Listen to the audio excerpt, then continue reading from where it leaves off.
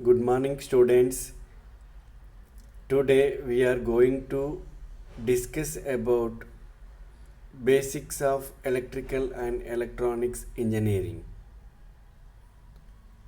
Today topic is fundamentals of electricity. In that we are going to discuss about introduction to electrical circuits.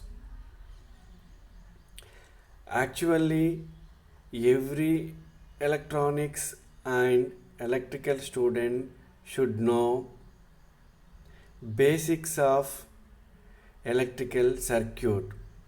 These basics explains you what are the different types of terminologies, a different concept which we need to know. Today we are going to discuss about basics of electrical and electronics engineering. After completing this topic, you will be able to know the circuit terminologies. You can get the idea about electrical circuit, what we are adding, what we are using to know to operate the electricity.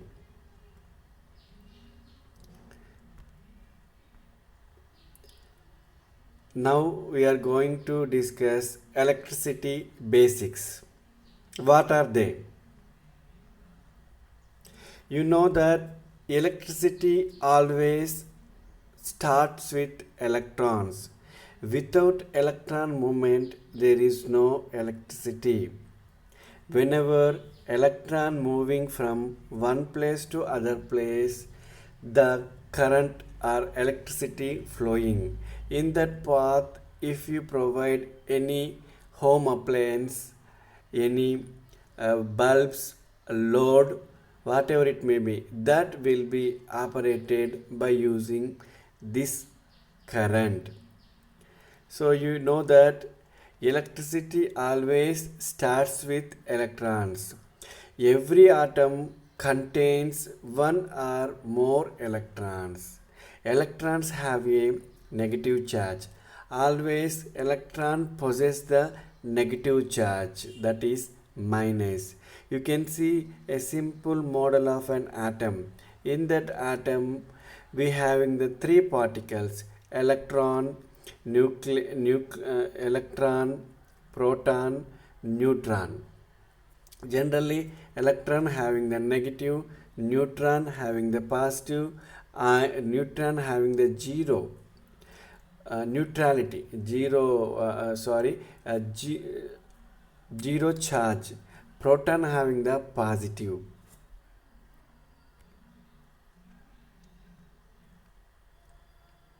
What is electricity? Everything is made up of atoms which contains the positive particles called protons and negative particles called electrons. So you can understand that what is the electricity. In that, electricity means all the things are made with a protons and electrons. Protons having the positive particles, neutron having the negative particles, that is called as the electrons. You see, electron having the negative charge, proton having the positive charge. These electrons always rotate with the around the nucleus. In the nucleus we having the proton and neutron. You can see the neutron. Usually the atom always have the same number of positives and negative, because these positive and negative balance, then the atom will be balanced. That's why every atom having the positives and negatives equal number. This makes the atom will be neutral.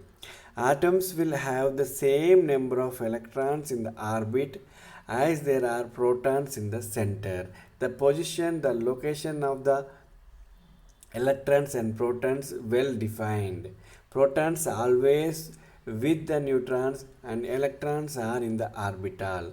The electrons are rotate orbit in the orbitals. Protons are stay in the nucleus. So the number of protons and number of electrons equal. These two are attract each other, so that atom will be neutral. For example, if you see a copper atom, how the structure is there, the atom number of the copper is 29. In that total we having the 29 electrons and 29 protons. So the 29 protons are in the nucleus and the remaining 29 electrons are divided into orbital. These are the different orbital, each orbital having its own number of electrons. The outermost orbital is called as a valency orbital. The valency orbital makes the more importance to decide which property having that particular atom.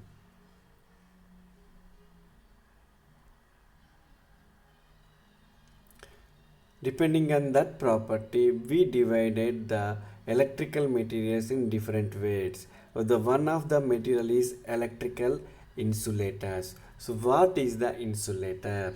Insulation means it does not allow or it does not flow the electrons. In many materials, the electrons are tightly bound to the atoms. The meaning is, if you wanted to have the electricity, always the electrons should move. If the electrons are bonded very tightly with the atoms, they does not allow the electrons to move freely. If there is no free movement of electrons, so there is no current or electricity. The example is wood, glass, plastic, ceramic, air and cotton. All electrons are tightly bonded with the atoms. These are example of materials in which electrons stick with their atoms. Because the electrons don't move, these materials cannot conduct electricity very well, if at all. So this type of materials is called as electrical insulator. The materials which does not allow the flow of electrons, which does not allow the movement of electrons, are called the insulator. Generally, elements with more than 4 electrons in the outer orbital are good insulator. The thing is, more than the 4 electrons should present in the outer orbital.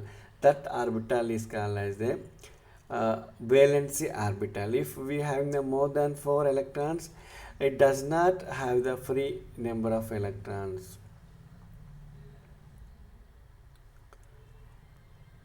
We can see in the diagram.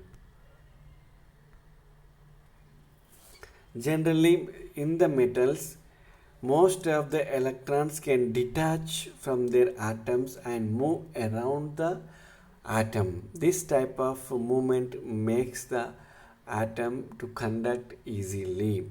These electrons are called free electrons. Examples are gold, silver, copper, aluminium, iron.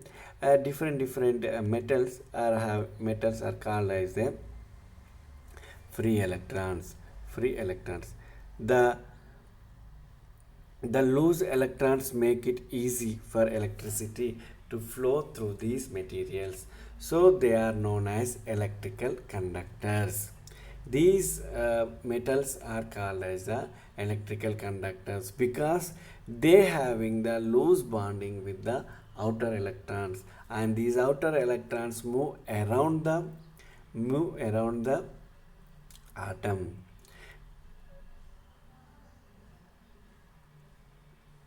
Generally, the moving electrons transmit the electrical energy from one point to another point. The atom which having the free electrons, that atoms are called as the conducting atoms.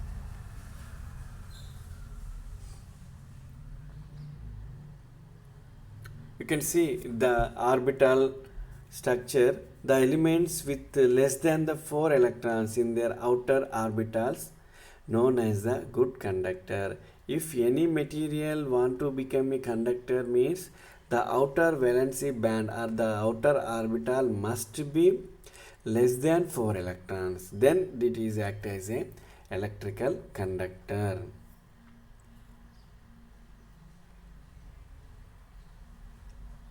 You can see electricity needs a conductor in order to move. There also has to be something to make the electricity flow from one point to another point through the conductor. One way to get electricity flow is to use a generator. We are saying that the electrons, if we have the free electrons, the atom will move the electrons one place to another place, so we get the electricity. How we can move that electrons? To move that electron, we need to have some more energy.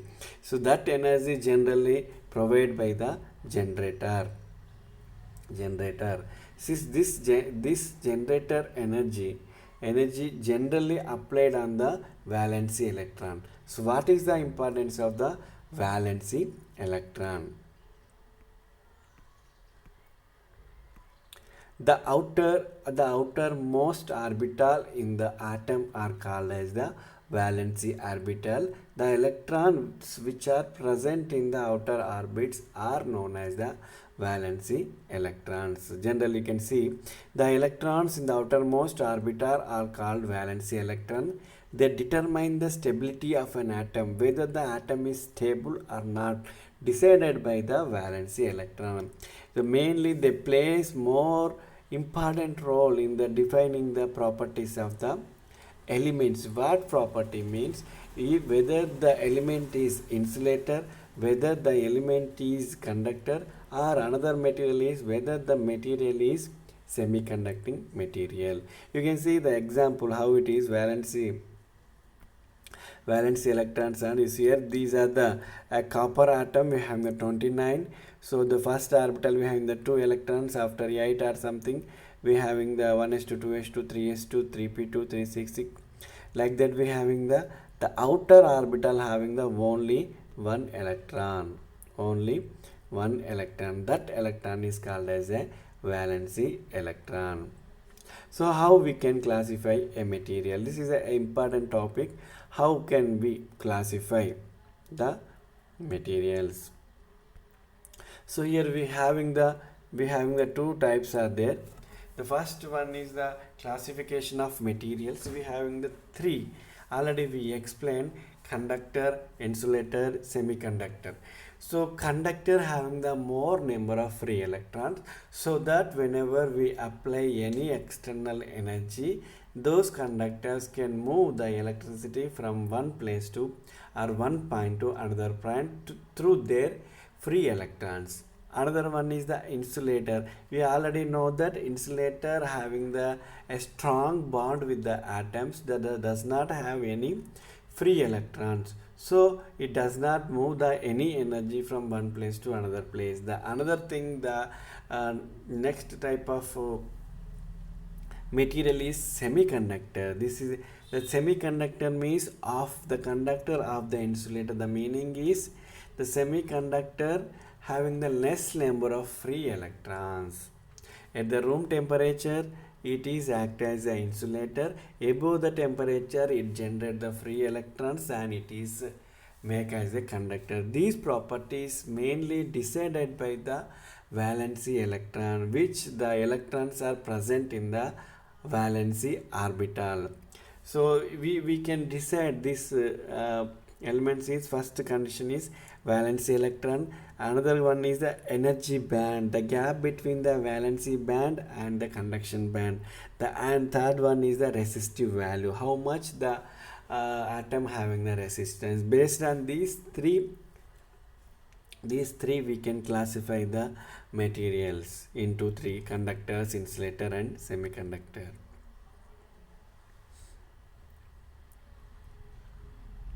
The simple classification based on valence electrons we needed.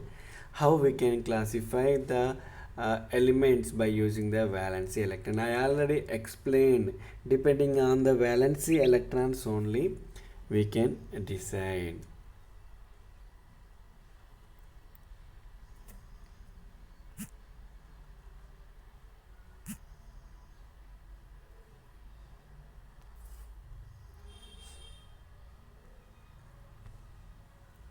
If the valence electron of an atom are equal to 4, it is a semiconductor. You can know that once you can see how it is.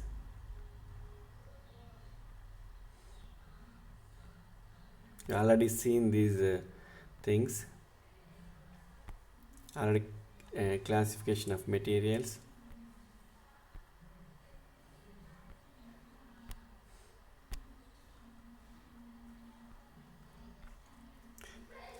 If the valency electrons in an atom of a material is less than 4, then the type of material is called conductor.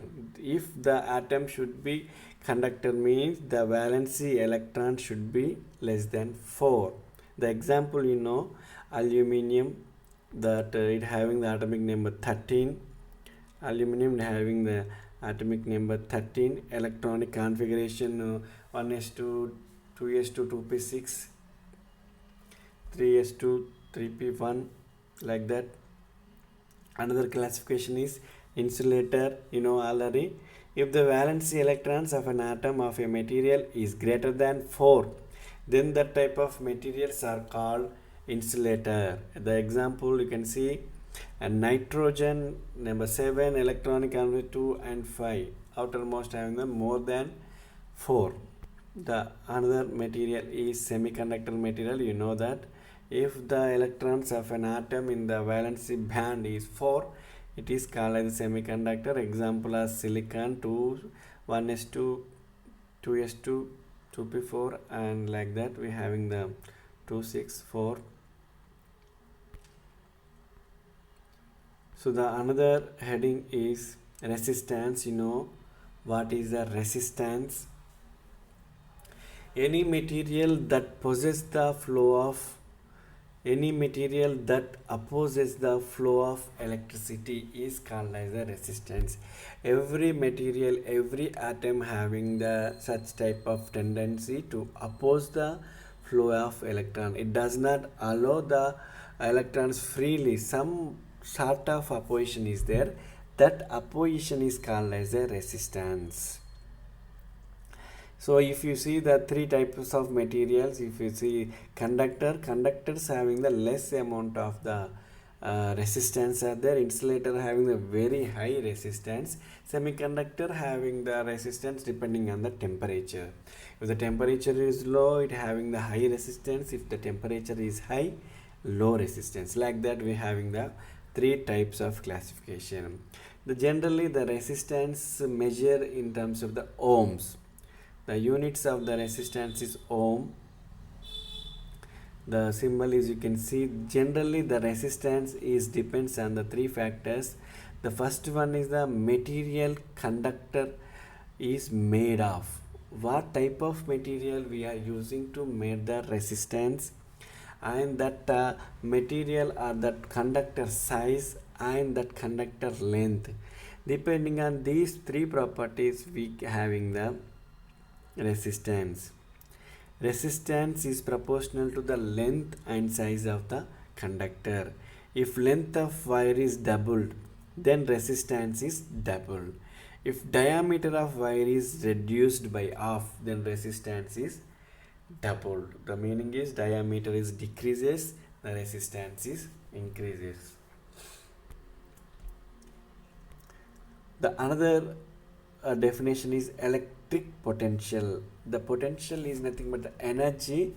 What is the electrical potential? You can see that capacity of a charged body to do work is called as the electrical potential. The meaning is any charged body, if it is charged with the negative or positive ions, to do the work, that is called as the electric potential. Unit of electric potential is volts. The volts is nothing but work done by charge. To move the a 1 coulomb charge, how much energy you are using, how much work you are doing, that is called as a voltage. So generally this voltage is measured in terms of the potential difference. The potential difference means the difference in the electrical potentials of two charged bodies. If we having a two charged bodies, then we having the difference between the potential. The meaning is the charge, whenever you want to move a electron from one position to another position or one point to another point, there should having the path. That path is provided by this electrical potential. If these the potential of the two terminals are different, then the electrons move from the low potential to the high potential. The force it will try to move the electrons from the high energy to the low energy. You can see we having the two charged bodies, A 7 volts and B 3 volts. The difference between these two is the 4 volts. The 4 volts of energy is try to move the electrons from the A to B. This makes the current between these two. The another one is the electromotive force. The thing is the energy which motivates the electrons to move. That is EMF is the force which drives or tends to drive the electrons in a circuit. In the circuit, the energy is tried to move the electrons are called as the electric motive force. The units are the volts. You can see generally each electron having its own electric motive force, but without applying any force, it having the randomness is there. Whenever we are applying the electromotive force, it having the same fun. The example you can see electromotive force, how we having the, how we can see this one. Electromotive force, so I am conducting this one. The wire or conductor is connected to battery. You can see there the battery. The EMF maintains potential difference while potential difference causes the electrons to flow. The electromotive force is here. We are connected to the battery. We have the two terminals, positive terminal and negative terminal. Positive terminal is called as a positively charged body. Negative terminal is nothing but negatively charged body.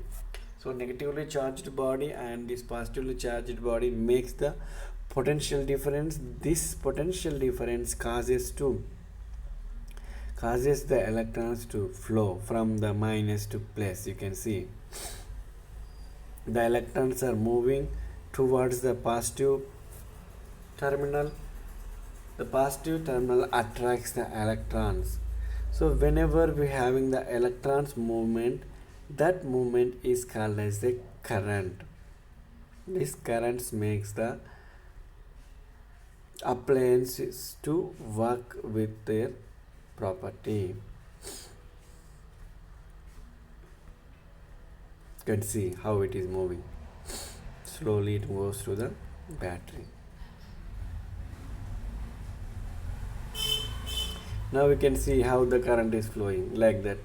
From the battery, we are connected to the load, a bulb. You can see whenever we are connected, because of the potential difference, the electrons in the conductor try to move from the plus to minus, and we are connected a bulb there to know how working is, how the current is flowing.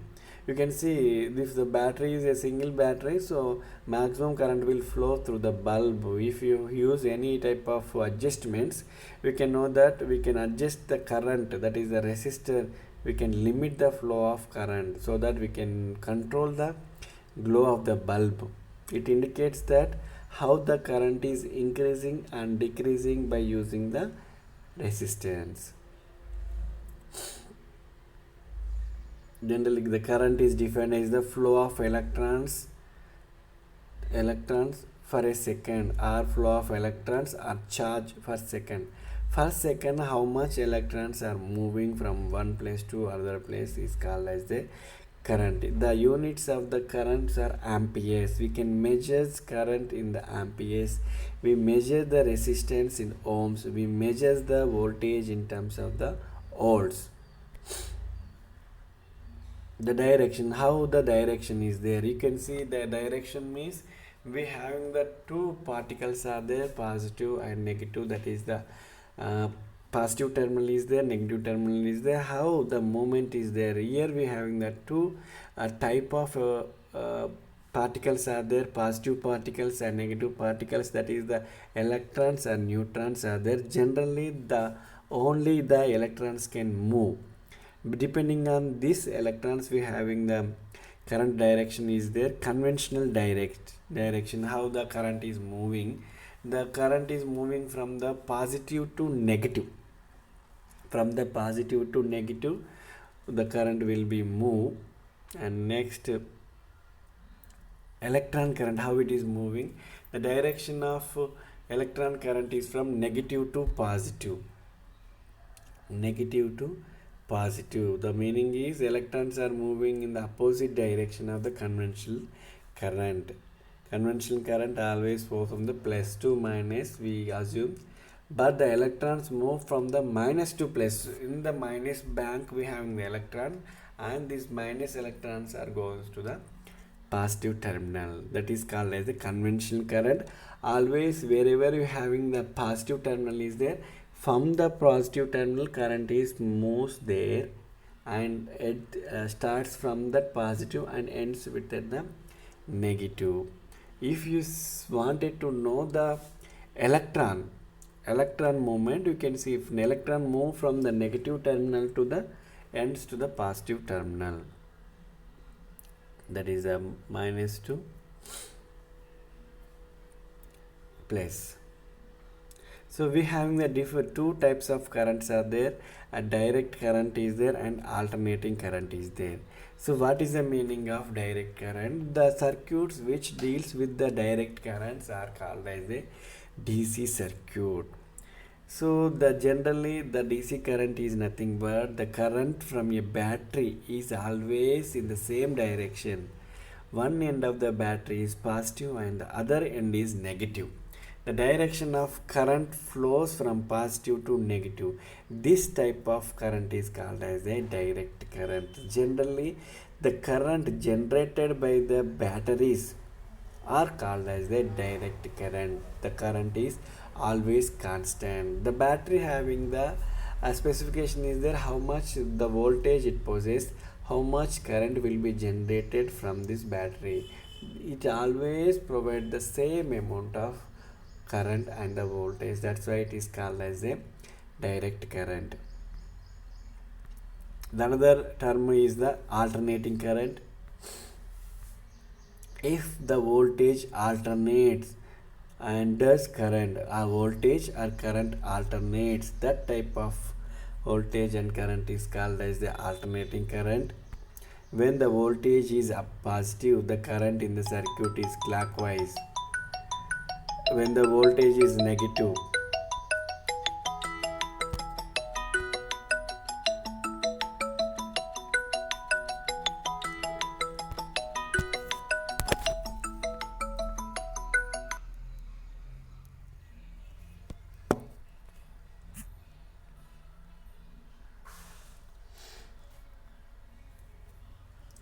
the type of current is called alternating current or AC current.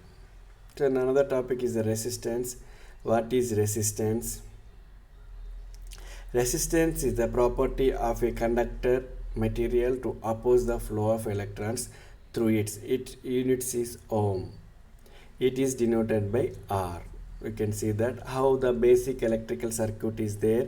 How the basic electrical circuit is there. How the structure is there. It having the battery, conducting wires are there, load, generally resistor, we can also call it as resistor or load, that is a bulb. Battery having the positive and negative charges, we are generally discussed with the direct current, plus and minus, conductor, and this one. So you can see how electricity flow, what causes electrons to move from atom to atom. Wh- you can see allow this. Whenever voltage pushes, the electrons will be moved from one place to another place. That is, the voltage is the electromotive force. Voltage, you can see, whenever we are applying the pressure, you can see it is moving like that. Electron moving from the one atom to another atom. Voltage is pushes the electrons. The thing is, the voltage is the energy. Voltage is the energy which moves the electrons from one atom to another atom. You can see how it is moving like that. Electrons are moving from one place to another place like this.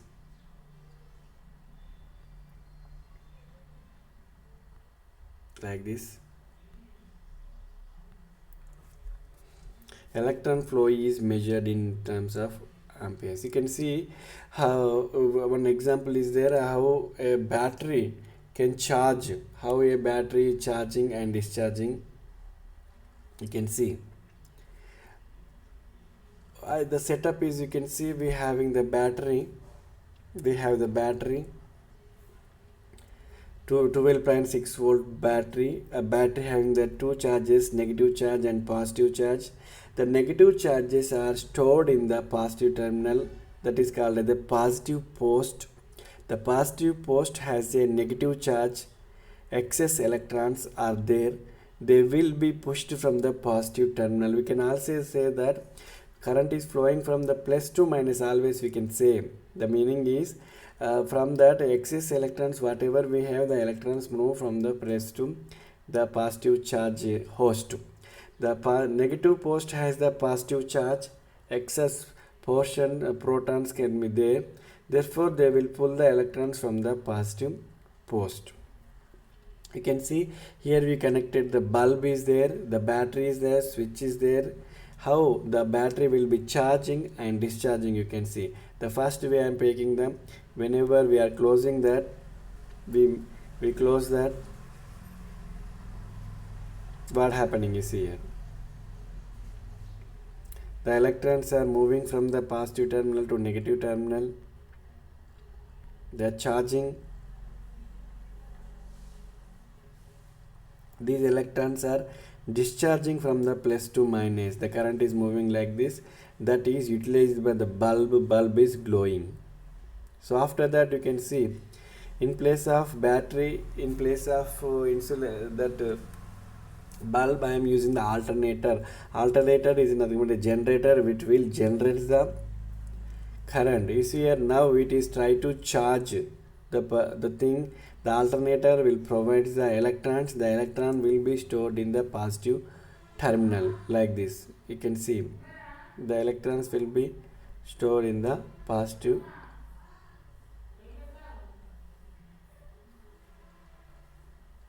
like this. It will be storing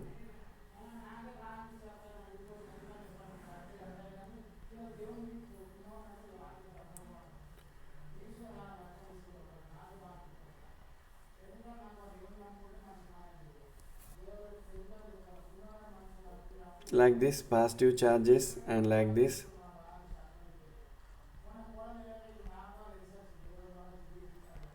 Again discharging through the load like this.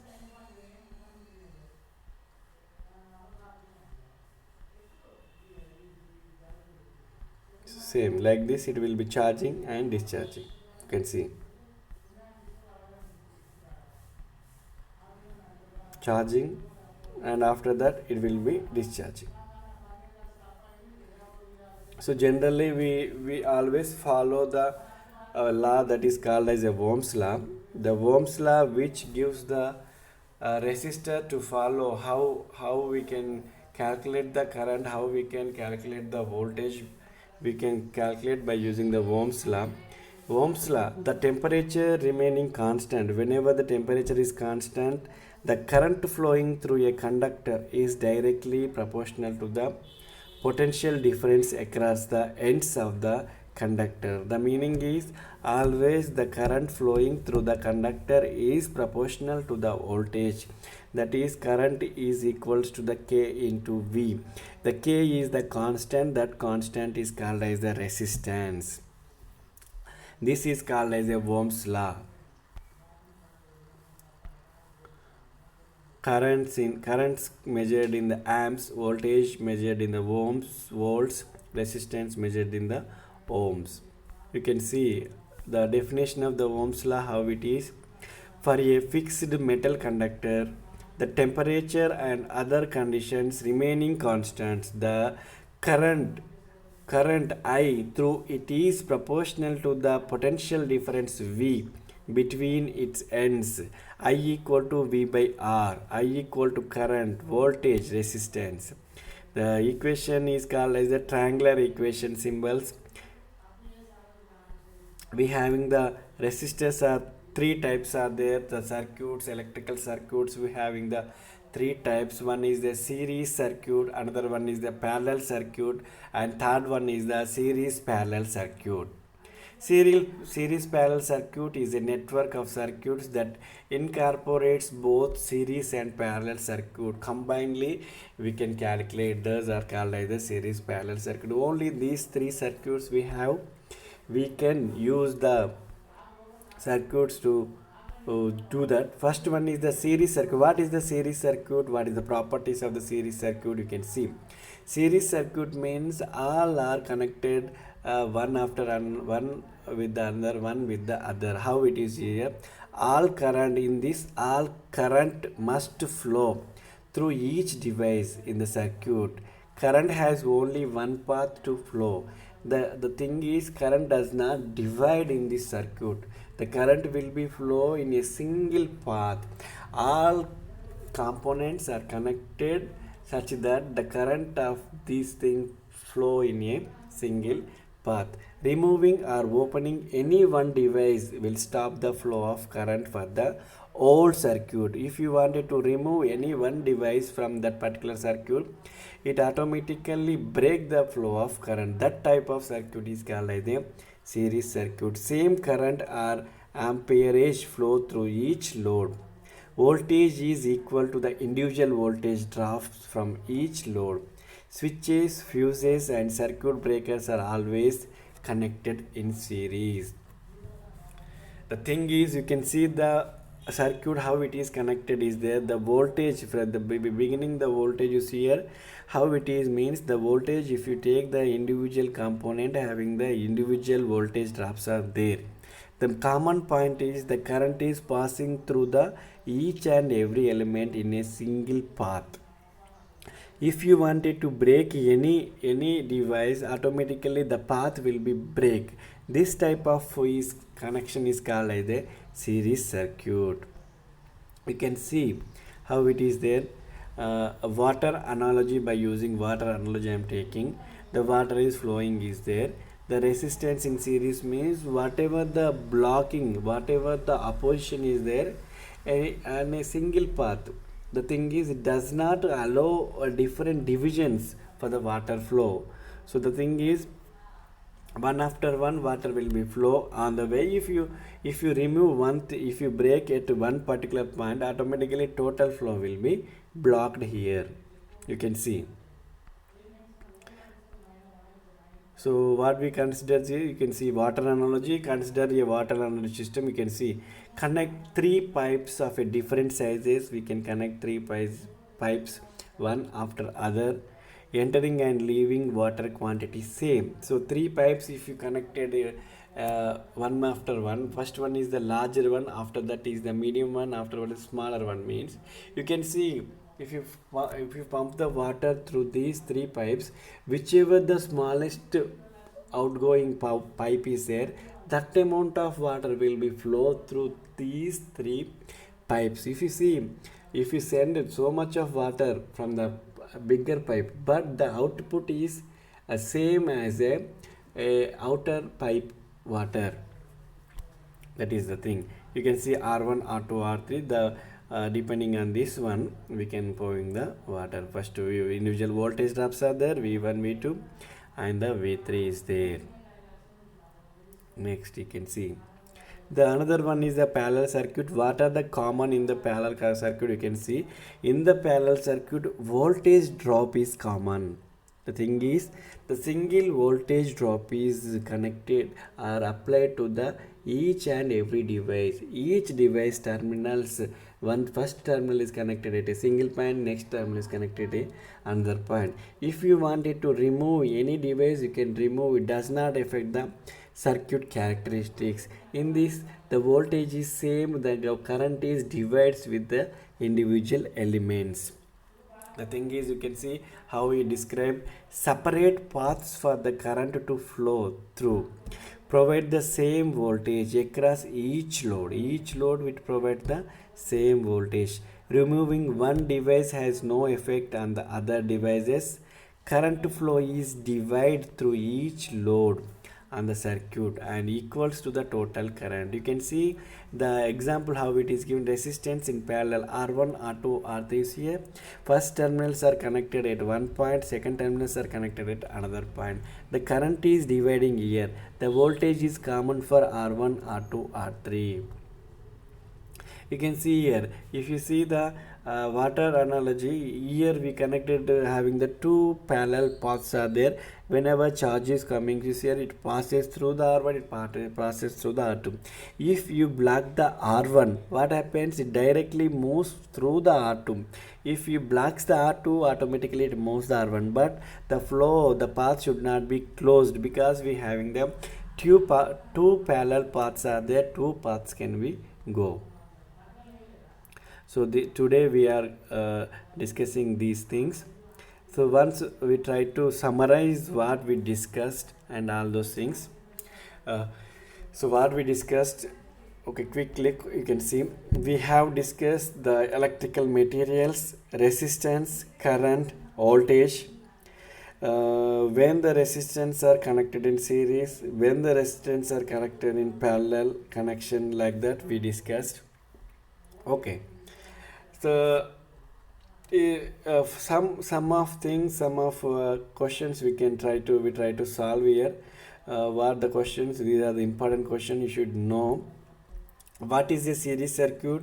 What is the symbol for current? You can see that. What is the symbol for current? What are the units of the current? What is the relationship between the current and time?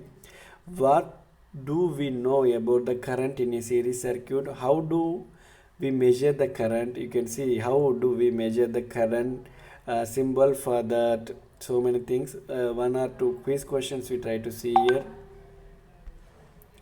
So if two resistors R1 and R2 are connected in series, the current flowing in two resistors. Series, you try to remember what is the thing.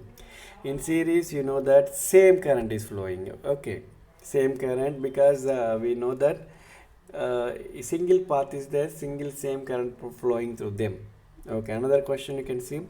Three resistances R1, R2 and R3 are connected in series, then the equivalent resistance of the connection is, you know that sum of the resistance are gives the total resistance of a series circuit. You know already that is R total equal to R1 plus R2 plus R3.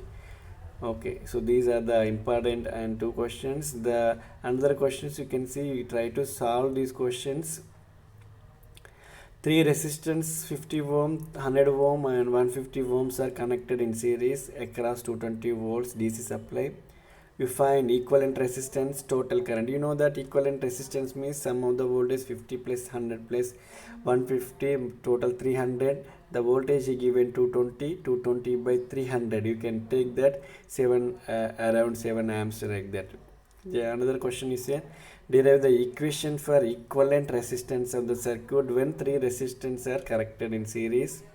Okay, so this is about our topics we discussed in this class. Thank you for listening my topic. Thank you. So in the next class we try to discuss about the remaining terminologies, voltage, current, and how we can connect the circuits, how we can measure all these things by using the Kirchhoff voltage law, Kirchhoff current law, and star to delta connection, delta to star connection, how to minimize how to minimize the circuit, bigger circuit to the smaller circuit, how to write the equivalent resistance of the series circuit and parallel circuit. Like this we can measure all these things in the next class. So whenever we are discussing about these fundamentals or basics of electrical property, we try to understand and analyze with the real world. So whatever the things we are discussing, voltage, current, and the passage of the electrons, connection of the loads in series and parallel, you should remember, and we try to apply in the future in the real world, so that we can implement, or we can know what actually taking place whenever we are connecting in the circuit. Thank you.